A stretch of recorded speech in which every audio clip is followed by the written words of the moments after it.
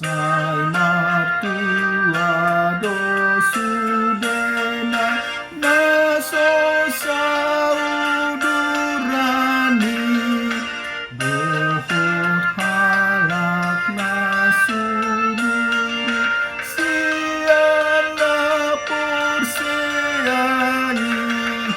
naso olo manihipon kahini parjahati naso olo sahudilan dohot manisahi sai totong lomorohana ida pangajarani nani lehon ni Jahoba gabisi oloani idosongon hamna dengan nagilamungai hape sai ramos totong ibana naso olo malos de.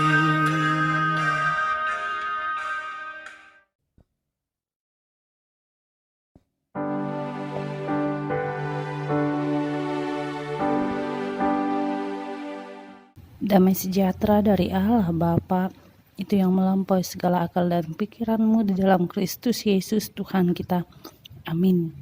Kita yang dikasihi dalam nama Yesus Kristus, firman Tuhan buat kita tertulis dalam Habakuk 2 ayat 4. Sesungguhnya orang yang membusungkan dada tidak lurus hatinya, tetapi orang yang benar itu akan hidup oleh percayanya. Demikianlah firman Tuhan. Habakuk artinya adalah memeluk. Nama Habakuk ini mempunyai tujuan, dia merangkul setiap orang untuk percaya kepada Tuhan. Nabi Habakuk dipilih oleh Allah untuk menyuarakan tentang kasih Allah kepada umat manusia, bertujuan untuk mempertahankan iman kepada Allah Abraham, Ishak dan Yakub. Ketika Habakuk melayani Israel, di mana umat Israel tidak memiliki hati nurani untuk mengasihi orang yang papa, orang yang miskin. Mereka sering bertikai antara saudara.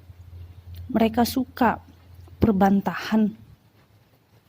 Hukum yang seharusnya menjadi jantung atau jiwa untuk menenteramkan, mendamaikan, diputarbalikan karena ketidakadanya jujuran dan ketidakadanya keadilan. Karena itu Allah mengutus orang Kasdim untuk menghukum Israel. Tujuannya supaya orang Israel kembali kepada Allah, kembali melaksanakan hukum Allah, kembali untuk mengasihi umat-umat Allah. Karena itulah Habakuk mengatakan membusungkan dada. Tentu yang dimaksud di Habakuk adalah orang yang membusungkan dada adalah orang-orang yang sombong. Bisa dari antara orang Israel, bisa juga dari antara orang Kasdim yang menyombongkan diri karena kekuatan mereka. Tetapi Tuhan menegur orang-orang sombong. Karena apa? Orang sombong itu adalah orang-orang yang munafik, orang-orang yang tidak lurus hatinya, orang-orang yang mempunyai maksud tertentu. Karena itu Allah mengatakan orang benar itu akan selalu dilindungi oleh Allah. Orang benar itu akan hidup oleh karena iman, hidup di dalam kasih karunia, percaya kepada janji-janji Allah, sehingga di dalam kepercayaannya menyebabkan dia setia pada Tuhan, dia setia pada firman Allah, dia setia di dalam janji Allah. Karena itu, mari kita setia kepada Allah. Amin. Terima kasih Tuhan Yesus buat anugerah-Mu, buat cinta kasih-Mu. Biarlah hari ini kami selalu setia kepadamu, sekalipun dalam hidup kami berbagai macam pencobaan. Tuhan Yesus, inilah kami, dalam Yesus Kristus kami berdoa padamu. Amin.